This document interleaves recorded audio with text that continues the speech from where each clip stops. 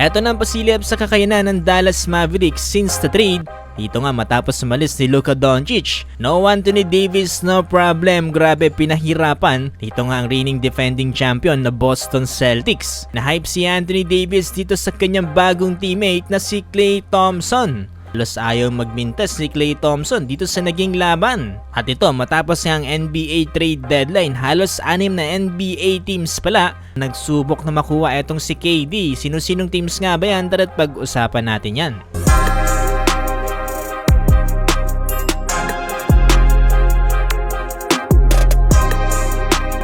Ito na mga boss ang second game ng Dallas Mavericks since the trade. Unang laban dito ng Dallas without Luka Doncic, kinapos sila ng 2 puntos kontra sa 76ers. Pero eto mga boss, sa second game ng Dallas mukhang unti-unti na nakaka-move on ang mga players. Lalong-lalo na itong si Klay Thompson mga boss at Uncle Drew. No Anthony Davis pa rin dito para sa Dallas, pero eto grabe na kagad yung combo ni Klay Thompson at dito nga ni Uncle Drew.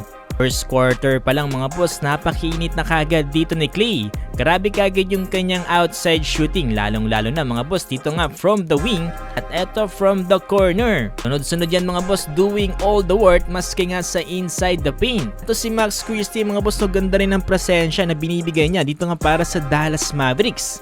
Impressive ang pinakita ng Dallas, lamang kagad sila dito for the end of first quarter, 32-23. Eto start ng second quarter mga boss, mukhang ayaw na talaga magpapigil dito ni Klay. Under 11-minute mark kasi kumamada siya dito ng 2 pull-up jumper. Under 10-minute mark ay another 4 points converted. So in total, in under just 2 minutes ay nakapagtala itong 4-time NBA champion na si Klay ang 8 points.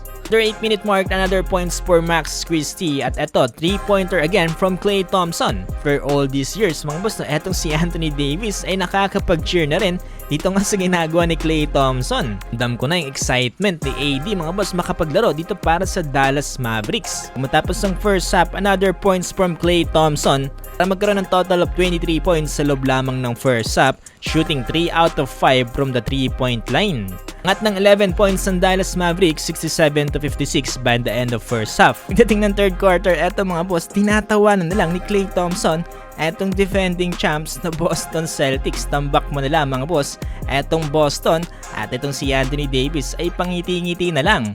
For sure mga boss na wala nang comeback to until ng fourth quarter.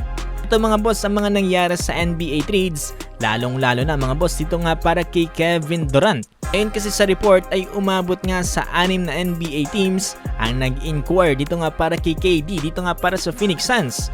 Unang-una nga daw bago ang NBA trade deadline, bago dito kila Luka Doncic at dito nga kila Anthony Davis, sinubukan ngang kunin dito ng Dallas etong si KD. For sure gusto pa kumuha dito ng Dallas Mavericks ng panibagong franchise player. Napakaraming ang mga NBA fans ang nagagalit sa kanila ngayon. Bukod nga dyan ay sinubukan din ng Golden State Warriors na magkaroon nga ng reunion dito with KD.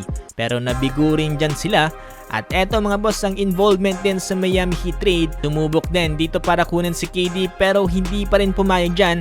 At after 8 hours, etong Rockets, Memphis Grizzlies, maski Minnesota Timberwolves ay nagbakasakaling matisod etong si KD sa kanilang team.